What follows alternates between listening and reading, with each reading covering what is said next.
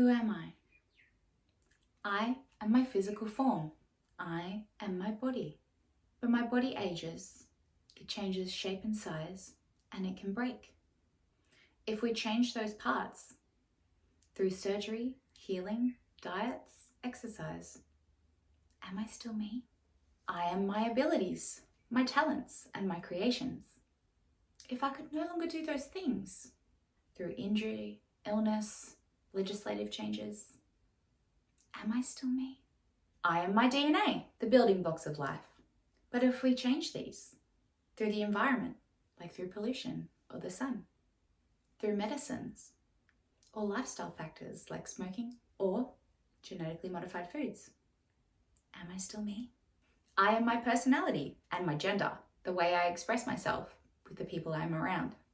But if I had multiple personalities or an alter ego, if I changed my gender through surgery or experienced trauma that doesn't allow me to express myself in a genuine way, am I still me? I am my mind, my thoughts, my philosophies. But if I change my mind through knowledge, or if I had acquired brain injury that changes the way my brain communicates with parts of itself, am I still me? I am my experiences and the lessons I learn through those experiences. Not all experiences are good.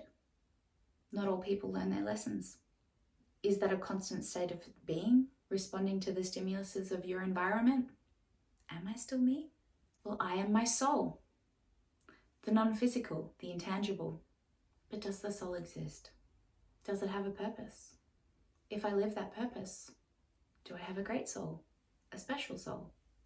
And if I don't, does that mean I'm soulless? And through all the tears and triumphs, through all the accomplishments and disappointments, through all the changes of life, am I still me?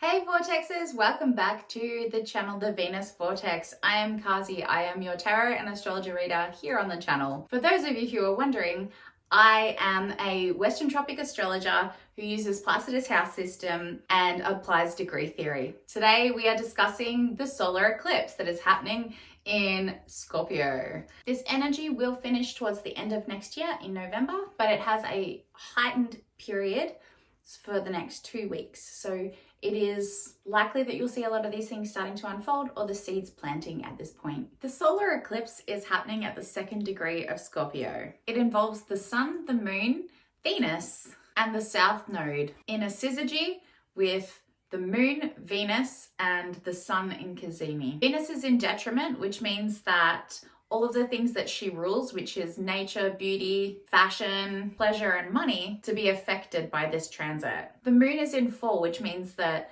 mother figures, the nation, daily habits, emotions, and the body are likely to be affected also. So reproductive issues, illness, emotional dissociation, sex, power, and mental health will also be impacted. We'll start off with the tarot. So this particular placement is in the 1st decan of Scorpio. And the 1st decan of Scorpio is ruled by the 5 of Cups, and it is also ruled by the Hermit. The 5 of Cups actually indicates that this energy will bring about success and prosperity, but unfortunately, when we achieve our goals, we won't actually feel very fulfilled. The Hermit relates to our working life, acts of service, our charitable nature, communication, and analysis.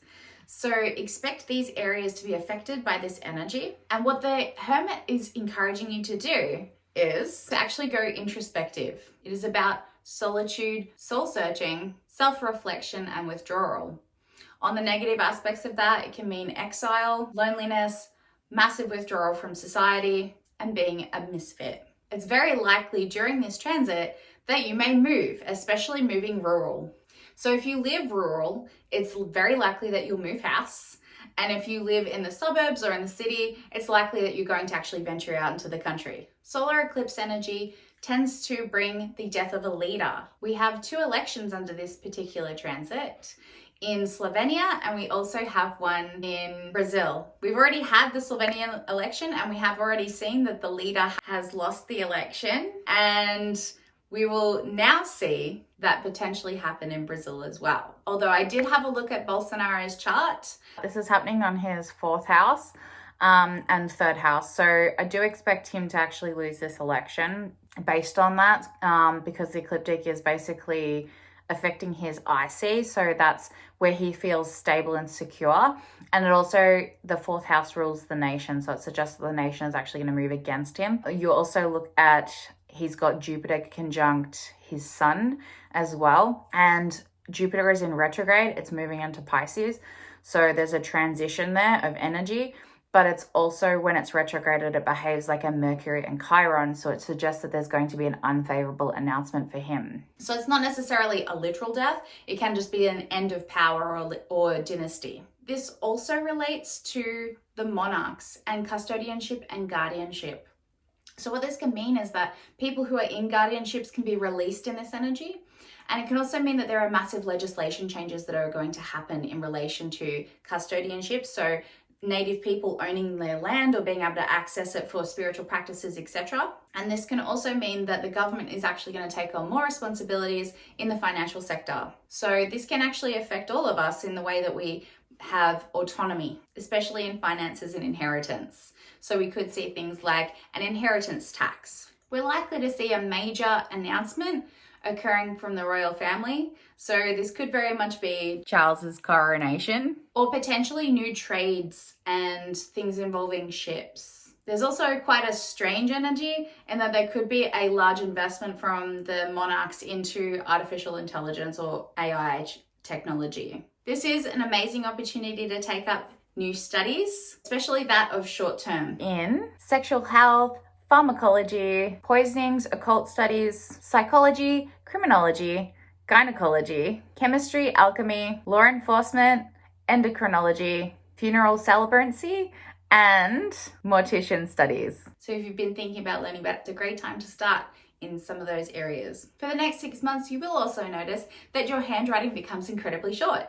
This is an excellent time to actually expand your vocabulary as well. And you will notice that people talk for long periods of time at a very rapid pace. Insurance companies are likely to suffer during this eclipse due to increased claims, poor performing investments, and upset customers swapping providers. Superannuation accounts are likely to decline due to poor return on investments, increased rates, and early withdrawal. Cryptocurrencies are likely to withstand some of the decline in the economy, so continue to hold what you have. You will also see crashes in the stock market. Be mindful that I am just using astrology here and I'm not a financial expert, so none of this is financial advice.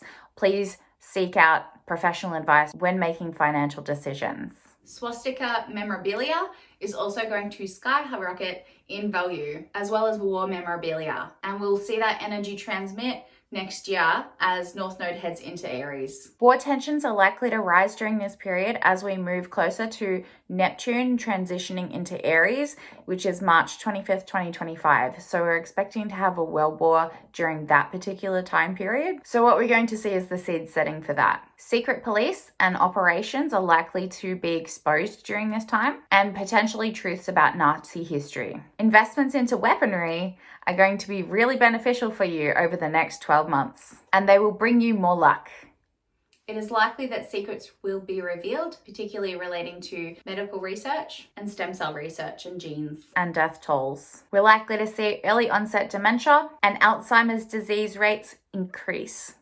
You will notice also for the next 2 weeks that you will have heightened anxiety. So make sure that you're using lots of grounding techniques and be prepared to release a lot of things that you've been holding on to, trauma and psychological processes that aren't serving you. We are likely to see food shortages in the future relating to sheep, goats, and livestock. This is going to be due to low birth rates. We are likely to see an increase in fleece, cotton, goat's milk, cheeses, and yogurts, and grain shortages as well. To protect yourself against this energy, wearing pastel green and white are very helpful in helping you to transmute the energy a lot more easily, especially if you're experiencing a lot of chaos. But the most important thing about this energy is that we find the common thread that unites all of humanity. So understanding your spiritual purpose, who you are as a person, and what you bring to this world is very important, because Scorpio season is very much about you reap what you sow. And we are having this amazing transition where both Mercury and Venus are changing from morning stars into evening stars. And what that means is that they're actually heading in front of the sun, which is what happens during this transition, which means that we've gone from having to go and actively seek what we want to being able to receive it. So we have to change our energy and the way that we approach things now. So it's more reciprocal. So whatever we've done in the last 2 years, when this energy started, we're going to start seeing the rewards of that hard work and that effort and that energy. So whatever you've been chasing, expect it to come back. Expect rewards that for the hard work that you've put in to come back to you. But this will require releasing expectation and releasing inner turmoil and trauma. That is going to require you to go deep into your soul, find out what your triggers are, and start managing them in more effective ways. This is very much a solitary energy. So for those of you in couples, you're probably going to have a lot of conflict and a lot of challenges, particularly with women. So women will be feeling this energy stronger. Doesn't mean that men won't feel this. It's that they're going to be playing more of a right-hand man situation where they're supporting you in your soul's mission. So this is really your time to connect with yourself, to understand yourself deeply, and to realize what your purpose and direction is in life, and make sure that you're heading in there and checking in with yourself. It's very, very important, or you will really struggle through this transit. So if you're not on the right path, expect chaos, because it's going to push you onto the right path. So whatever does feel easy, whatever does feel right, whatever does feel like it's you, then that's where you need to be. That's who you need to be with. That's what you need to be doing. Thank you so much for joining me, Vortexes. I hope you enjoyed this video. Please let me know what you thought in the comments below. Bye.